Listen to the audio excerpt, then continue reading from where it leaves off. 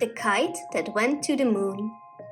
Tom had made the biggest kite in the village, and Anna had painted a big round moon on it and several stars as well. Tom felt very proud of himself when he ran to the village square to fly it. "Stand back," he said, as the girls and boys came crowding round him. "Now you will see my kite fly to the moon." Tom was making a big fuss about his kite. It is not every day that one has a chance of flying the biggest kite in the village, especially when you are only 7 years old. He was very sad, however, when he saw that his kite had no intention of flying to the moon. Every time he threw it into the air, back it fell again on the grass. And although he tried again and again, anyone could see that something was wrong with the biggest kite in the village. Tom turned red and blinked his eyes and reminded himself that he was only 7 years old. It was hard to swallow that he spent so much time on making the kite and it wouldn't even fly. But when all the boys and girls burst out laughing and pointed their fingers at him and began to tease, it was impossible to keep back his tears any longer. The children, however, only laughed more. When the little maker of the kite suddenly flung himself down on the ground and began to cry, he picked up his kite and marched off to school to find Anna. "My kite wouldn't fly," he remarked, and tried to look as though he did not care a bit. "What?" cried Anna. "Your kite didn't fly?" Tom clambered on the window ledge and sat there with his legs swinging.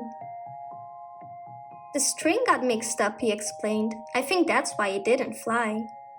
"I don't," said Anna decidedly. "It was because the tail was too short. I told you so all the time." "Let's go," said Tom. "Where are we going?" asked Anna when she joined him. "We are going out into the world to discover the reason why my kite won't fly," answered Tom. And between them, they picked up the biggest kite in the village and carried it out into the world. "How are we going to discover why your kite won't fly?" asked Anna when they had walked for a little while. "We will ask everybody we meet," said Tom. "Surely there is somebody in the world who can tell us. And we will not rest until we find him." "How long do you think we shall have to go on walking before we find the right person?" "Perhaps for years and years," answered Tom cheerfully. "But if we are quick, we may meet him sooner than that." It began to grow dark now, and they didn't see anyone. The world is not so full of people as I expected to find it," said Tom in a disappointed tone. "I do hope we shall meet someone who will know why my kite won't fly." Then he heard Anna sobbing. "I'm so hungry," she said. "Can't we go home, Tom, and put off seeing the world until tomorrow?" "I'm afraid I don't know the way home," he said. "But if you will wait here, I will go and get you something to eat." He was not sure where he was going to find it, but he hurried along the road as fast as he could. On the road, he met a little old man who was carrying a large sack on his shoulder. "Well, hello, my little fellow," he said in a friendly tone. "What do you want out of my bag?" "It depends what you have in your bag," answered Tom. "I have everything in the world in my bag," replied the little old man. "For everything is there that everybody wants. I've laughter and tears and happiness and sadness. I can give you riches or poverty, sense or nonsense. Here's a way to discover the things that you don't know, and a way to forget the things that you do know. Will you have a toy that changes whenever you wish, or a book that tells you stories whenever you listen to it? Choose whatever you like, and it shall be yours. But remember, I can only give you one thing out of my bag, so think well before you make up your mind." "Do you have something to eat in your bag?" he asked. The little old man smiled and pulled out a small cake. The old man disappeared, sack and all. That moment he had given Tom the cake. So back trotted Tom to the place where he had left Anna.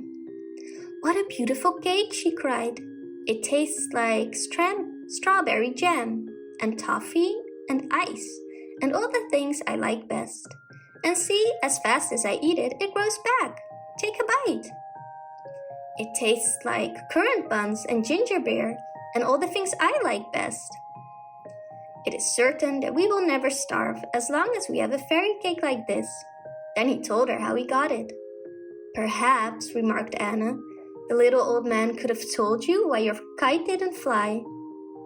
Perhaps he could have, said Tom, but I didn't think to ask him.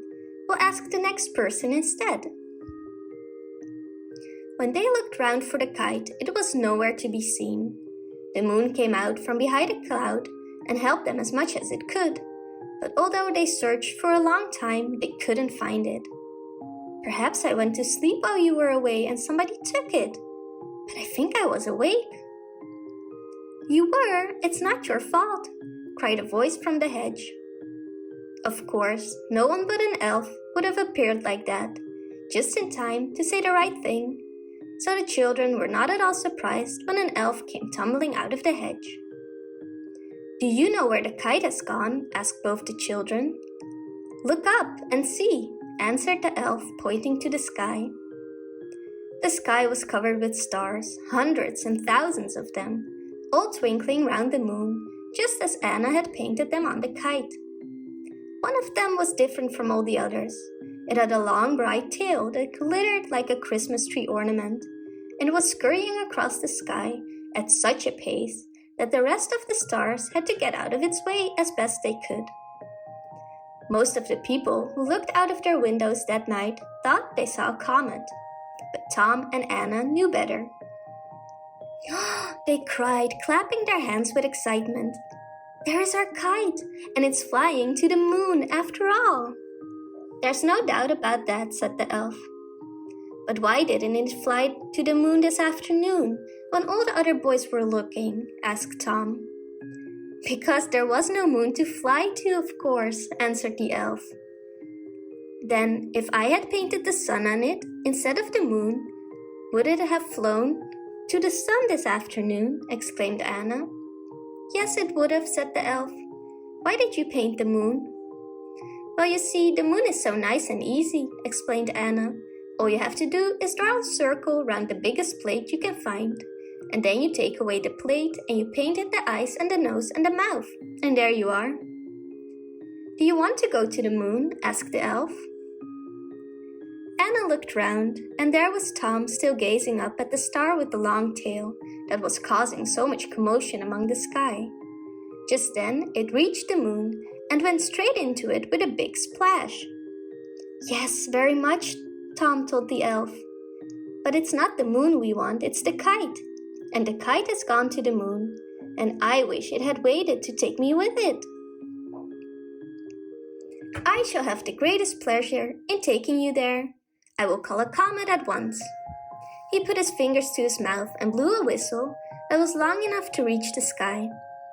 Down swooped a great shining comet. The children climbed on its broad glittering tail and held tightly to each other.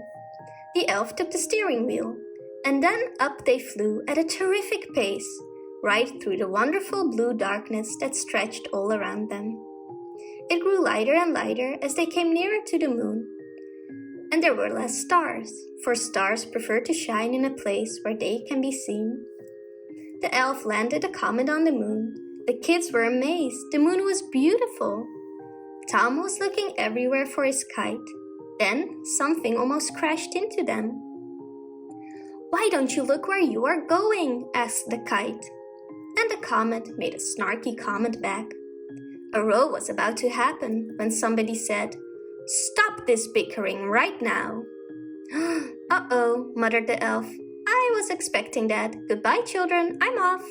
And pointing his hands downward, he took a dive from the head of the comet and disappeared into the direction of the stars.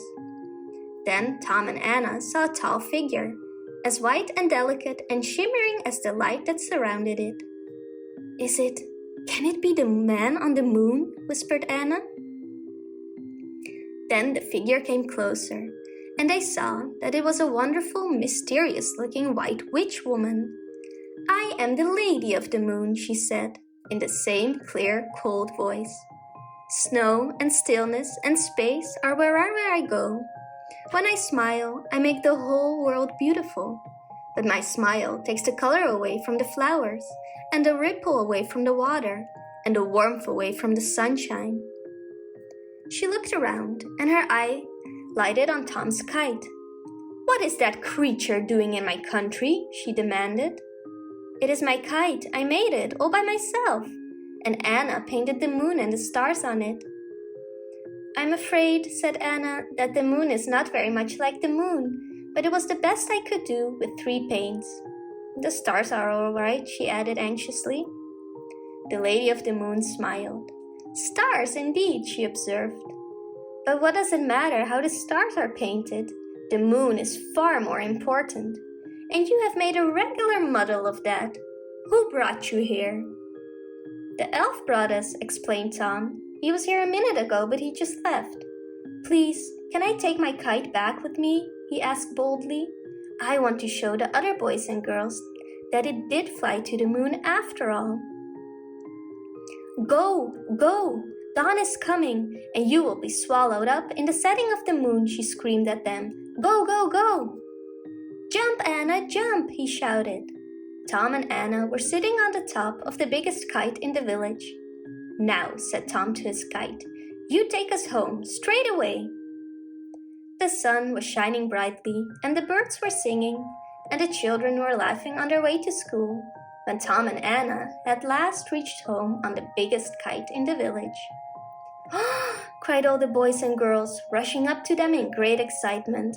"Tom and Anna have been sailing on the biggest kite in the village. Where have you been, Tom?" "Didn't I tell you my kite was going to the moon?" Then Tom went home to breakfast, but the kite sailed back to the sky.